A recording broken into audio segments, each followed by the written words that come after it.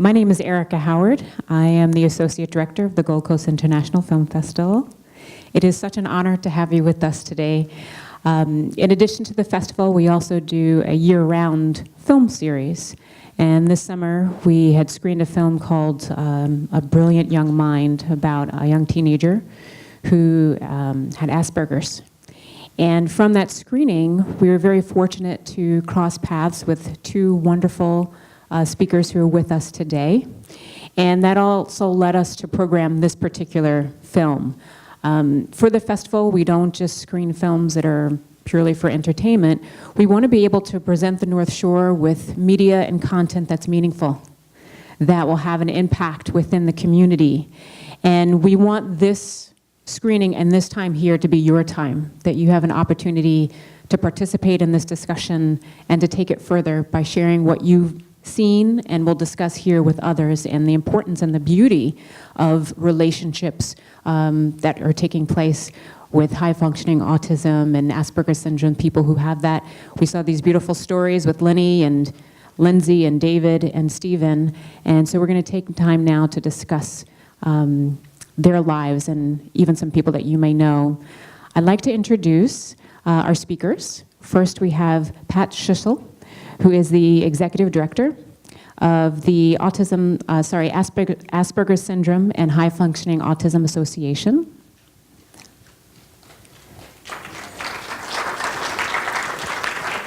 Okay. No, sure, go ahead.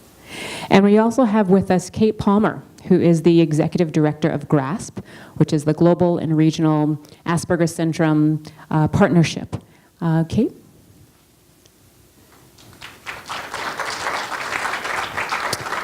So you can feel free to take a microphone and stand or sit, however you like.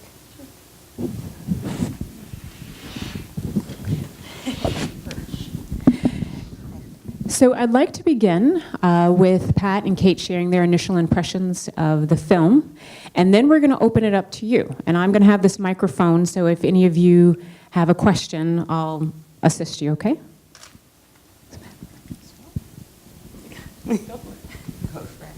This is on? I'm on? Yep, you're on. Hi. I actually watched the film a couple of times and sandwiched in other films that are around and about this year.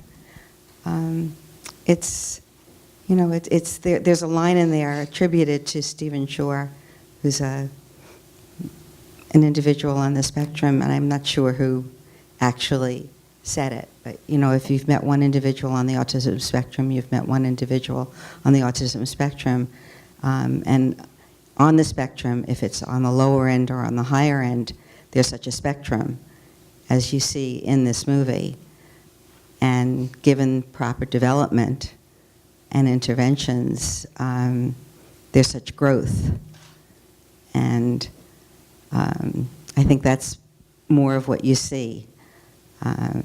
You can't give up on anybody, and relationships need to be nourished, no matter if they're typical people or if they're people with a developmental delay. So I think that's what I see in it more than anything. I run a group that's in existence for over 25 years that supports family members, individuals on the spectrum, and the professionals who work alongside them. And what our aim is to help, as you'll hear from Kate, the advocacy of the individuals for them to feel better about themselves. And the more that they are together and learn from one another and get the help that is needed, they grow and lead fuller lives. So my feeling about the film is that the more that you saw, I guess, towards the end, you know, somebody getting a job and feeling better about themselves, no matter how much somebody tells you that you're a good person and that you have potential, until you have something in your life that shows it and that you have something to do each day, it doesn't work. So. Yeah, absolutely. I really enjoyed the film. I also watched it a few times, and I watched it here, you know, partially. And I really thought it was very well constructed. I like the fact that there were, you know, three different situations and scenarios. One of an older person who's been married for a long time and gone through a relationship of length. You know, the couple just getting started, well, 8 years, but still getting started on a marriage, and then Lenny, who's, you know, looking for a relationship and ready for that. And I thought that was really a great opportunity to see a span of different types of relationships as well. I just to, you know, touch on what Pat said a little bit about the job. You know, I was watching this and I was worried about Lenny. I was very worried. You know. He did not have direction. He was upset, and that's when depression sets in. And you know, really wanting to connect with somebody and not having that ability to do that. Employment is my specialty, so I was very pleased at the end. I was like, yes, he got a job, because instantly you saw in his face the difference that made. And he had a story to tell about somebody famous that he really loved, that had that job too. And it gives him structure. He kept saying through the whole time as well that he felt like if he had a job, then he would be able to be in a relationship. So he got a job, and I am very curious to see how he is now. I really was very appreciative of that fact. And I just thought it was very, you know, we got to see a lot of character development, which is also something that doesn't always happen in films, especially documentaries. You kind of see, you know, a day in the life a little bit, or even a month in the life, but we really saw a span. And we saw emotion. And so often people are still perceive people on the spectrum as not having emotion, not having empathy. And we saw plenty of that on the screen. And I really liked that a lot as well. And one thing I just wanted to comment on too is that when Stephen was talking about how he's no longer in love with Geeta because, you know, she had passed away. That's very black and white thinking, but you saw the look on his face that wasn't the case. Mm-hmm. And that, you know, he loved her very deeply, and that he missed her a great deal. And so I just really love the fact that, like, for me personally, when I watch any movie of any kind, emotions and character development bring me in, and that movie really did. And I've screened a lot of movies and watched as many movies with people on the spectrum as possible, and I was, you know, very pleased with this film. To me, I think the funniest line in the movie, and the one that showed the most acceptance, was when David and Lindsey were talking, and she was explaining why her jewelry was important to her and the shield, and all of a sudden the distraction of the weather on television, which could in any couple be like, you know what, damn it, you're not paying attention to me. But here she was, and she said, it's the weather. Yep. You know, we never distract you when it's the weather. Yeah. I love that. Great. I love that too. That just reminded me of my grandparents. Like, that was exactly the relationship of my grandparents. You know, he was doing his thing, and she was like, "Oh well, see you later." You know. So that was really, I love that too. And I've met Lindsey. She works for the Autism Society. So for the past couple of years at the conferences, I've met her and talked to her, and so I knew that she was in the movie, but it was really nice to see her relationship and to see how that's developed, and it was really nice. Yeah. And I think that's the nicest thing about the conferences that we run. Mm-hmm. The Autism Society and the conferences that AHA runs is they are for professionals, for families, and for individuals on the spectrum, where everyone learns about a lot of things. So, you know, open it. I think so.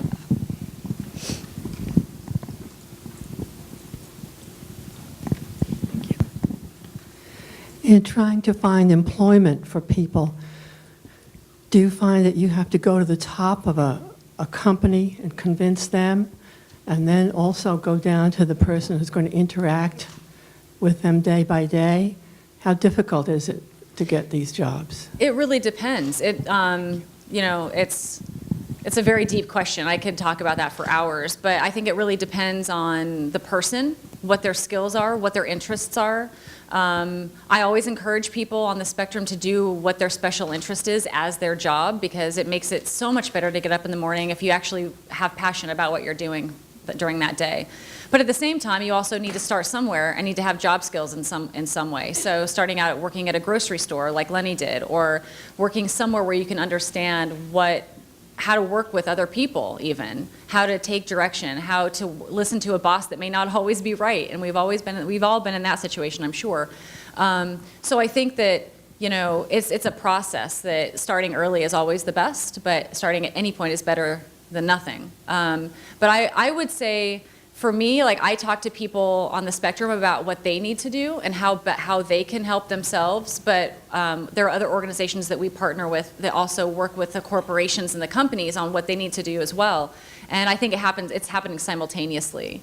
I think as a parent, what you could do is be talking to your child and your person on the spectrum about helping them help themselves. What can they do? And there are organizations like our organizations that you know, he or she can contact, and we'd be happy to help, you know, with that and have a dialogue about how to best go about that.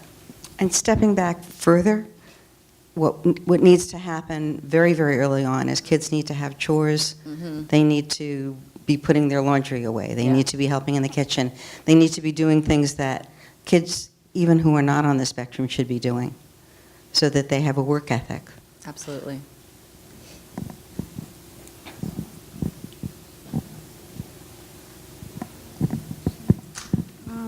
Okay, are these the actual people that were in the movie, or were those actors? They weren't actors. No. As far as I know, No, they were they're not all- actors. No. Okay, and if someone in my family wanted to see this movie, how could I go about having them see it again? Because they're not here. Okay.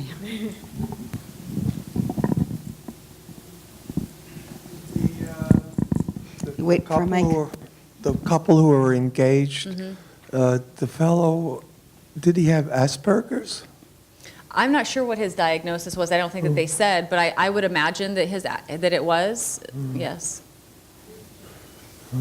Yeah, I mean, it looked like he had some tics, Yeah, some that- physical tics that could have Yeah. been a co-occurring Tourette's. That's what I thought. Yeah, but we weren't really told that. There's a workshop that's going to happen. I mean, we do a lot. There's an enormous percentage of co-occurring conditions with a higher functioning or any level of autism, of depression, anxiety, Tourette's, ADD, ODD, you know, just there's no such thing as, or very little, of just spectrum alone. Yeah, absolutely. Everyone is an individual. And also, as you get older, especially for people that are diagnosed later, there are a lot of other issues that come along with that. If you're not diagnosed until you're 30, you have a lot of coping issues that happen. Depression occurs. You might have, along the way, gotten another diagnosis of something when people weren't really sure what was happening. You can have, be bullied and have PTSD and issues like that. So a lot of times when you're older, you kind of gather some other diagnoses and issues that are all part of the spectrum as well. The person that you were talking about, his name is David. Yes. What I found really intriguing about him is that he gave such a wonderful, articulate definition of what love is, how he was saying that love is a force, that it's not measurable or quantifiable, and just even looking for that love in your life, how he was saying it's important to consider looks, personality, and how they treat you. And I just thought that was so wonderful how he was able to articulate that. So even though he'd been in this relationship for 8 years, he had a very clear understanding of what it is and what he was looking for and how to navigate through that. Would you like to comment on him as well?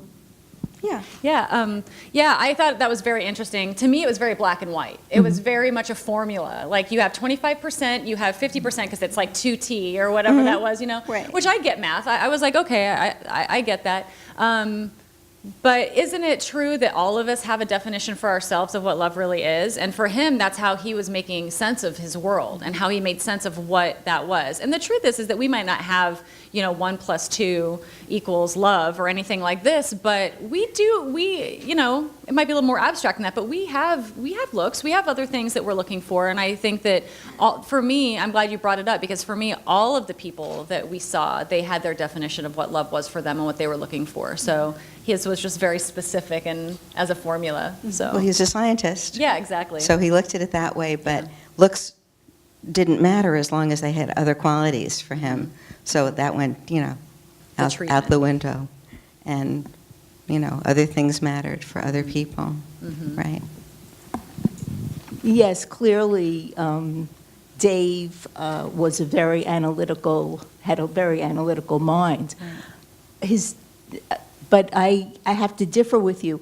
What he was talking about was, with the formula, was the potential of the love object, and not really his definition of love. Because later on in the film, he talked much more abstractly about what the definition of love being a much more ineffable and undefinable thing, which I thought, for his analytical, his analytical bent, he went beyond that analysis to something that couldn't be quantified. I think that was really his quote. It could not be quantified. But what he was quantifying was a person's potential to be a love object. Right. That was really fascinating. Yeah. I'm going to go around.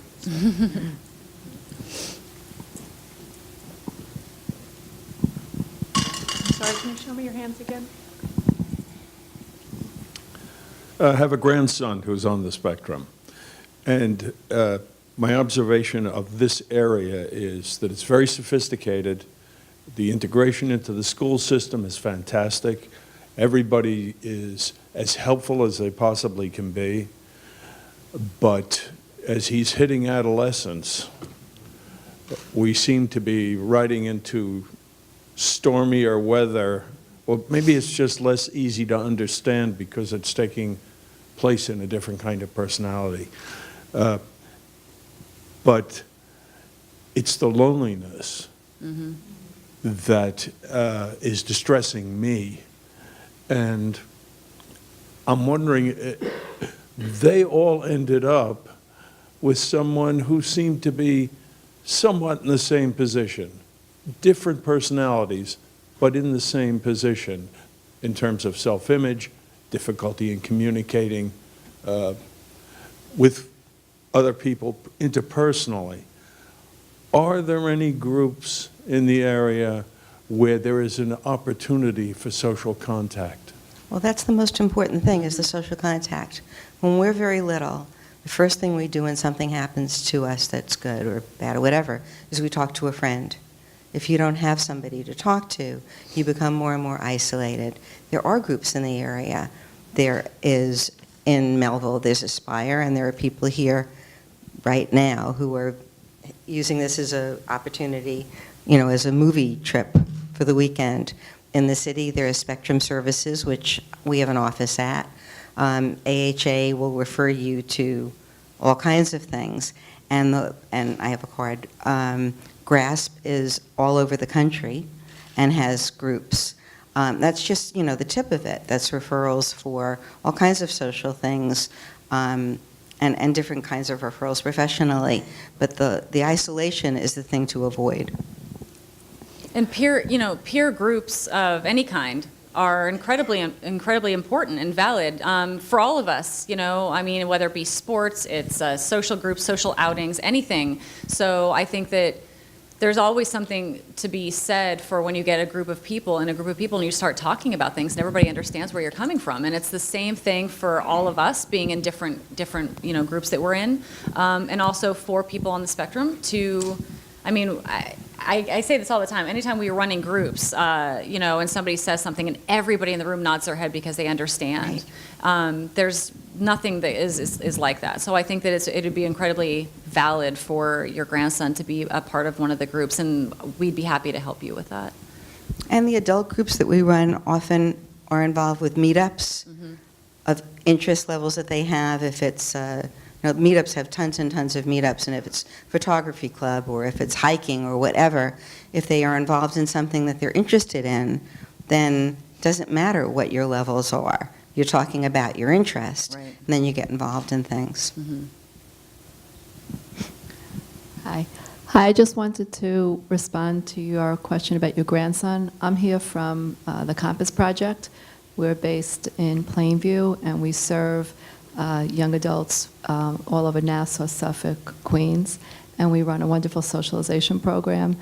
And we feel 16 up through the 20s. How old is your grandson? 13? Okay. Well, definitely worth looking into when he gets to that age, Thank and one we would refer you to. It's the Compass Project?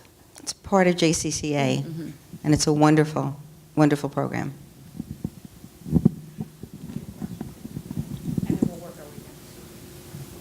Hi. I was very distressed when Lenny was talking about how he always wanted to go to college, and he just kept saying that over and over again, and how he always thought he'd go to college. And I was wondering why he couldn't take a course at a community college, or if he could, like that's something that he could do. So. Well, he could have done a million things, Yeah. and there are things in place that should be in place in high school to explore the opportunities for him There weren't for there. anything Right. post-high school. I mean, there are federal laws that are in place that should be exploring that for him. Yes, like something seemed missing for him in If that it's area. college, if it's Yeah. vocational. I also, there's a couple things I want to say about that, because that part distressed me, as many things with Lenny did. And that's why I was saying, like, when at the very end, when he went, he got the job, I was like, okay, he's going to be okay. I can see that. But, by watching this film also, we not only saw 3 different situations or romantic possibilities and things happening, but we also saw 3 different family situations as well. And you saw, Stephen and his family, they were first generation, or he's first generation here, and then you don't see Dave's family, but you see Lindsey's family, and I've met her family before. Very nice people. They live in DC, so that's like a particular situation. And then you also see Lenny's family, and you don't really see what's going on, but you see the dad's not necessarily in the picture. The mom didn't necessarily give him some of what I thought that he needed, especially in the discussion about the first girlfriend he had. And like, she was very surprised he didn't know, and I kept thinking, well, why didn't you tell him? So I think that there was, there's a stepdad in the picture that we didn't really see. So I think that he had a lot of, that's traumatic, situation, especially for somebody who can't communicate well. So I think there was a lot of that happening. So I think that he also didn't have the supports that he needed in order to feel secure to go to a community college or go to a program. In addition, I did recently a presentation on post-secondary education, and individuals that have high-functioning autism or Asperger syndrome are the least likely group of people with intellectual disabilities to have colleges that are on their IEP or goals. So for somebody like him who may not have had the supports that he needed in place, whether it be in the school system or whatever his situation was, he was not even told or that he could do that, when all of his other people and all of his other peers, it was like automatic, you're going to go to college. So I think that was some of the stuff that you were possibly thinking about too. I mean, I saw that, but there's no reason why. No, I want to reach out to him. I want to call him and be like, you could take a class. You can go. You can do it now. And I think that he would feel so happy if he had that opportunity. Socialization is built into college. He would feel less isolated. He would meet other people that are taking classes, the same class as him. You'd have an instant thing to talk about, an instant icebreaker. Sorry, I didn't mean to go off on that, but that was something that I'd really thought about as well. So, yeah. Also, sometimes you have family members who have never been to college, and they don't support it. And it's not So even it's thought not, about. it's not within their thinking. I have a question. I have a daughter who has been diagnosed with Asperger's, and she has gotten out of college, and kicking and screaming, she's finally found a job, and we're very happy. She's very happy. I guess the question is, for the next step, when we speak about like relationships and her meeting people, she sort of shuts down. And I'm just looking for some advice, I guess, on how to go there to the next step. Well, there are a variety of things. We run a free women's group at Spectrum Services. A therapist would be helpful for her, a step away from mom. I do it. I have a 46-year-old son who has Asperger's, and we have people in between us that he talks to, certainly, and has talked to since he's in his 20s, and certainly before that. gads of them. And we have recommendations. And people, that she has a job is great. So we have referrals for you. And I totally understand. It's hard. It's hard to see your child go through a difficult time where they're upset, and I think and I say this to a lot of people, and I said this in our last women's group. People that say they have a lot of friends aren't telling you the truth. We all have like a couple of really good friends, right? So I think that sometimes people on the spectrum also think that you're supposed to have a lot of friends, and even though like having just one amazing friend is a feat. So I think that that could be, for people on the spectrum, that could be a really difficult thing, that they think that they can't overcome that, or that's a big goal. I would definitely say, she should absolutely come to our women's group. It's really, every time we have a group, it's a wonderful experience for all of us, and I think that would be a really good step in the right direction.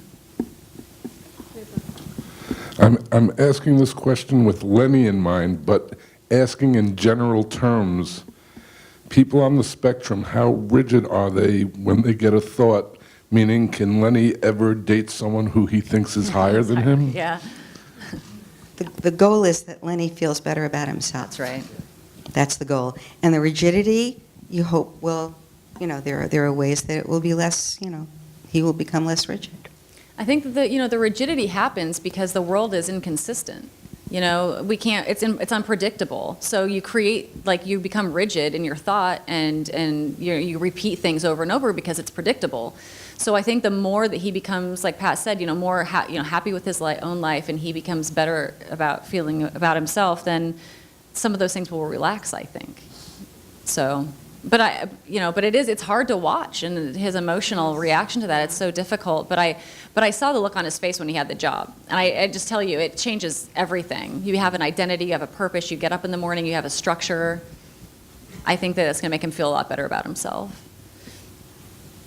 And I actually just wanted to make a comment about Lenny's mom, actually, because I think it's really easy to look at her and say, why can't she do some of these things that seem obvious to me, but the truth is that she may not know the right thing to do, and she may not have the right supports, and absolutely. She's really just doing the best job she can. She said on a number of occasions, I just want my son to be happy. Parents want their kids to be happy, and that really resonated with me, because I think any parent wants that. And how do we reach out to these families that really could benefit? He could benefit from intervention. Absolutely. You're absolutely right. I absolutely. Yeah, do not get me wrong. This was not a judgment on my part. It was just a thought of wow, it was more of a thought for me about this sexuality discussion, because I just had this discussion with a parent group I did this morning, and all the kids are 6 to 7 years old, and we're having this discussion about we need to talk about puberty soon with them, and we need to talk about this, because what happens if you don't is that Lenny happens, and that you don't talk about that. And so for me, it's not comfortable necessarily for some parents to talk about it, but that's where we come in. That's where other people come in that can have those conversations, because it was so hard to watch Lenny be so upset about that. And then he created these structures around the fact that it was uncomfortable, so then this must be the case. Then I need to do this.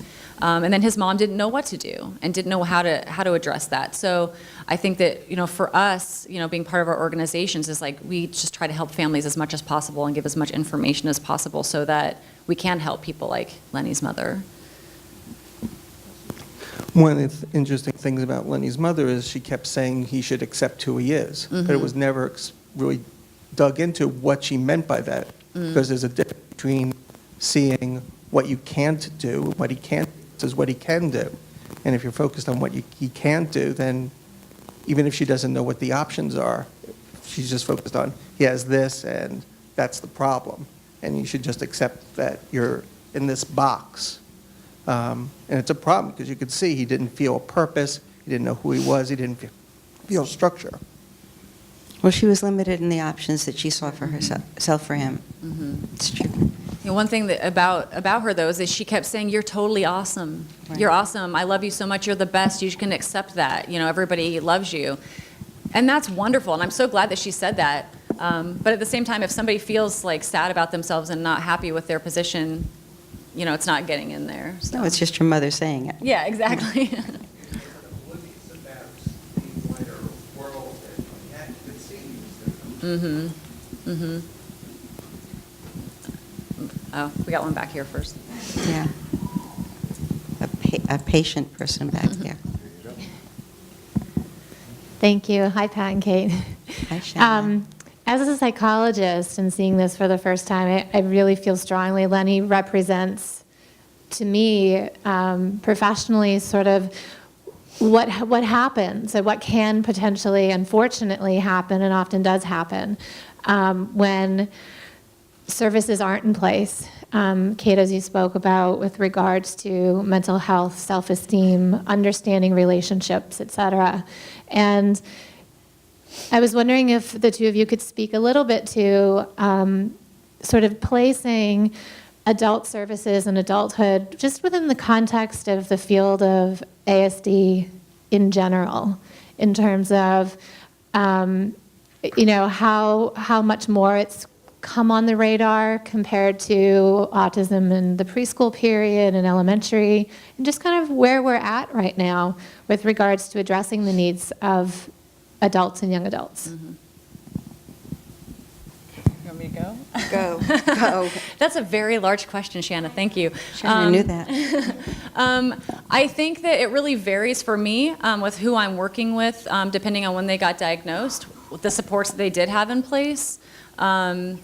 It changes. I mean, if for me, like when anybody comes to me and is looking for help, I'm trying to help the person I see right there, right then. I think that for a lot of people still in the community and the society at large, they think that autism is a childhood issue, and that once you hit 18, like, I don't know where they think everybody goes. So I think that there's still a gap in services there for adults. It is getting better. I think there's much more awareness by a lot of the large organizations globally that helps a lot. Plus, I just think that just the awareness and the discussion and having groups is good. I think what's happening, what we're seeing, is an enormous amount of people who were not diagnosed as kids. And they certainly had issues when they were younger, but they were in college. We run a lot of groups for family members, individuals on the spectrum, adults, and this is the people who are on the higher end, and they got into college and fell on their faces because they couldn't cope with being away. You know, they went the kind of normal track.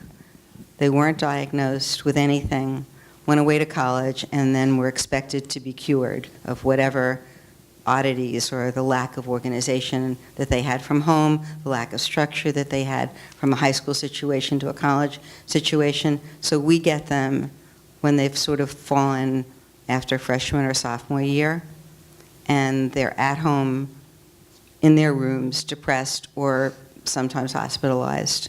And we do the referrals at that point, and there aren't that many professionals who are really expert. So that's a lot of what we get. So those are the calls. Fewer and fewer of the younger. I think the schools are doing a better job to some degree, and we're getting more of the older.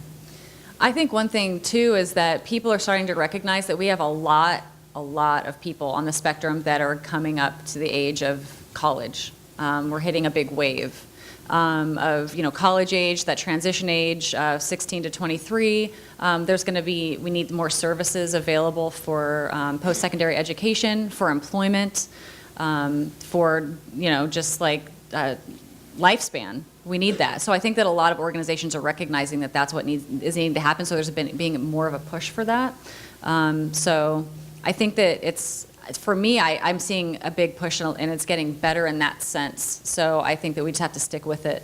And more of the colleges are putting programs in place, which is good. They're recognizing it more. There's more of an understanding that housing's going to be a need. Yeah. Different levels of supported housing, from really much more independent to ones that have more supports in place. But I see more colleges stepping up, which is really good. We have time for one more question right here. I'm an early child educator, and there are certain things that you can see in a child, and without them being diagnosed, I have an idea that they need help. Now, I'm not allowed to say to a parent, you your kid is exhibiting, Right. you know, autistic behaviors or whatever, and if the school district doesn't give, the school district will only give services if it affects the education. And they don't, at this point anymore, believe that a lot of the social things affect the education. How do I convince a parent, and what do I tell them, and how do I tell them? Well, go ahead. I know. I mean, there's no question that the reason that they're all falling apart is because of the, not just the social, it's the adaptive living skills, which is what they need more than anything. So the school districts have to understand this. As an early childhood educator, how do I get, a parent doesn't necessarily see in their child behaviors that a teacher will see. How do I get a parent to understand that they need to go beyond the school district? I would start having a discussion. Like when I work with the parents, and I notice something, because we do parent and teen group combos, so at the same time we have the teens and the younger kids, I run a parent group at the same time. So I will talk later with the other people running the teen group, and I'll ask, so how was this person? And, because I heard this from the parents, and we, figure things out. I would have a conversation with the parents, say, I was noticing that this happened, and have an example, and then say, have you noticed anything like this at home? Because you're not saying anything specifically. And you're not diagnosing. That's about really what you can do, And the thing is that you can give the information, and the parents need to do what they need to do, and that's the best that you can really do. They don't know where to go. They don't know what to do with that information. Well, then, that's why we're here. Our organizations and other organizations, GRASP does referral for across the country and all over the world. So either one of us you can contact, and you do information and referral services for those parents. So you can give them our information. There's also Learn the Signs, Act Early, which is part of the CDC. It's a poster that you can get. Oh, yeah. That's all from, believe me, I have a new grandchild, from 1 week to 1 month to 6 months to a year to 5 years, 3 years, 2 years, 5 years. It's Learn the Signs, Act Early. And it's on the internet. You can have it available just as something you hand out to all the parents in your classroom, because this is something the pediatricians should have, and they don't. I mean, we have a pediatrician who's a life member of our organization, who's a developmental ped, who's always been very involved and always really good at this, but our pediatrician fell way, way off on this. Our son was very obvious, but, these kids are, they really should be seen much, much early. It's very obvious to somebody who's looking. Thank you, Pat. I have to say this film and also this conversation has been revelatory and very inspiring, and I think inspiring in such a way that we all can advocate more for adults who are on the spectrum and who are autistic. And I just want to thank you for participating, and please join me in thanking our guests.